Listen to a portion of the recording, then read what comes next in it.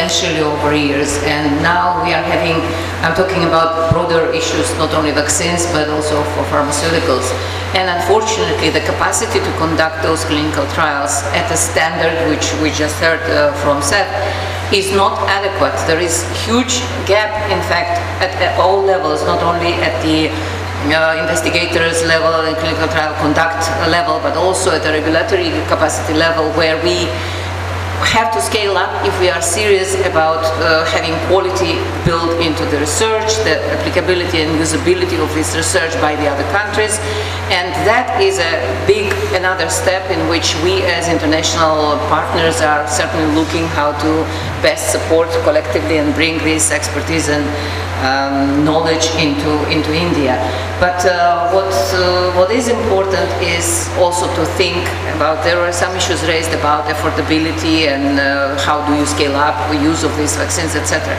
I mean, there are issues of choices, and the nation has to make those choices.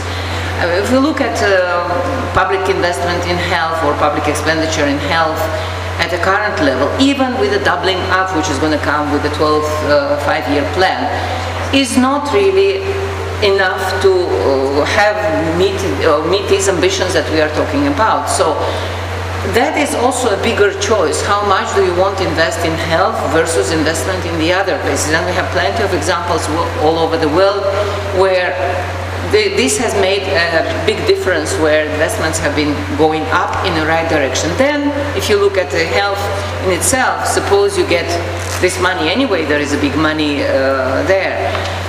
Then one has to think, what are those issues that you invest in? Do you invest in vaccines, or do you invest in clinical care for those diseases when they occur? So there are also choices, and I think where we have a challenge in India, there are so many decision-making bodies. There are no mapping happening, an assessment of cost-effectiveness of investment in those interventions. So certain decisions are made in one place or in another place. The states have their own decision-making mechanism. So there's such a diversity that we will never have probably equitably applicable all these policies and access issues addressed at all levels. And I think one of the gaps of the vaccine policy, for that matter, is that it does not introduce the flexibility where states can make certain decisions in terms of introduction of vaccines, or kind of looking at pulling together schedules for different vaccines or any other, because some states are doing better than the others. So we have to build on that strength and make sure that wherever there is a capacity, wherever there is an issue of policy decisions about making more resources available, getting more promotion for newer vaccines, and etc., this can go ahead, and that is not clearly articulated in the vaccine policy. So I think there are some of those issues which we have to accept in India's reality will not be happening in an ideal world. Sure. It's interesting, Dr. You talked about multiple decision-making bodies. If you talk to members of the industry here, they are actually worried about no decisions being made at all in the current situation. The other aspect that you talked about is when adverse events happen, the explanations that are given out to the press. But what about engaging with the press earlier on in terms of getting them along when the program is under implementation, so that they see it at close quarters, rather than being defensive on when you have an adverse event to provide an explanation? Oh, absolutely. I think partnership with the press is absolutely critical, particularly in a place like India where you have such a rich media environment. The challenge is making sure that that press has adequate capabilities to understand the information, and therefore if we're doing something wrong, the press should report on it, but what we don't want is inaccuracy in reporting. So quality of science is absolutely critical in doing that. The other point I'd make that's really been interesting over the years is that a number of decades ago, you used to have a media leaders who would look at the information and they would report the information based upon what they thought was the right information. It was the grandfatherly figure of reporting. Today we have a press that reports, if you have, for example, 90% of the experts in India think that science tells us something, and then there's a couple of people who are vocal, who may not have the scientific background, that information is presented often as equal between the two groups, or even worse, the headline will be about the people who don't have the credibility, don't have the data, and that is a huge problem. So I think working with the press early on to have them, I understand that controversy sells newspapers. On the other hand, controversy can cause deaths of children and people if vaccines are avoided.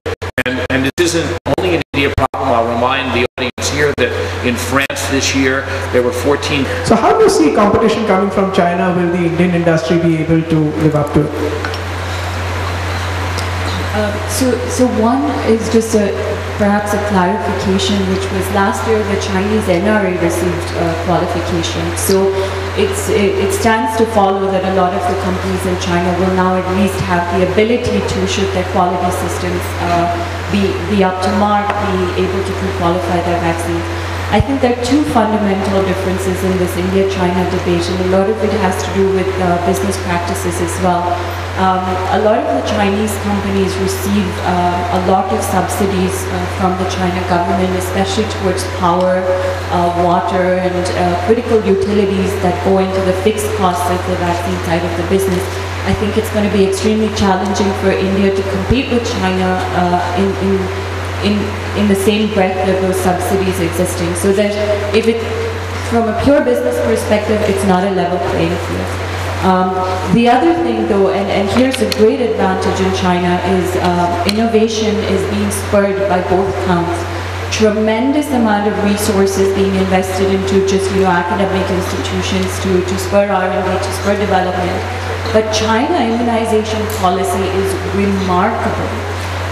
The government pretty much is committed to vaccinating their entire population with every vaccine known, licensed, or rather even unlicensed, but they're committed to providing their citizens with every health intervention in the vaccine space that's available. So that's a completely different and I would say extremely positive environment to spur innovation, and I think that's going to be a huge challenge for Indian companies to address and compete with.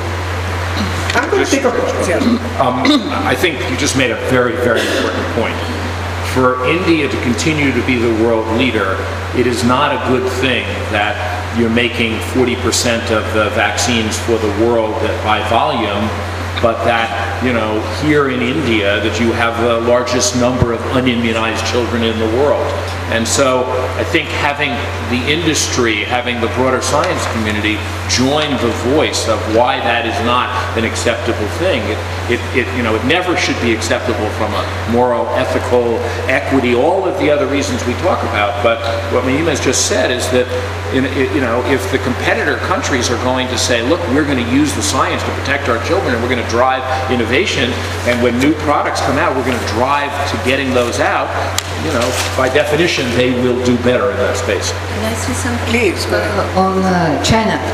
I think one has to look seriously at what will happen in China, and there are a number of quite potential manufacturers who are able to produce and will be producing good vaccines in China, and we are thinking in WHO to have already by 2016 number of them pre-qualified. So this is going to come, and there is a huge potential, and they are growing very fast and they are investing in it, and therefore that is something one has to think about. Now, obviously from global perspective, wherever those vaccines can be produced so that access can be achieved globally in the world, from WHO perspective, we do not have preferential treat for India versus China. I mean, that has to be understood. We are not here for that.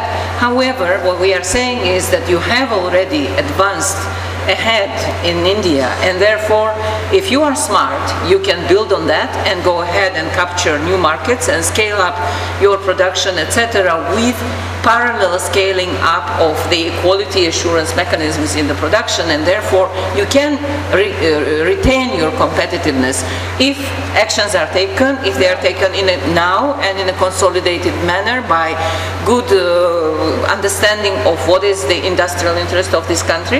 and what are the public health dimensions of it, and how can government also step forward in understanding the challenges and concerns, look at innovative financing mechanisms, etc.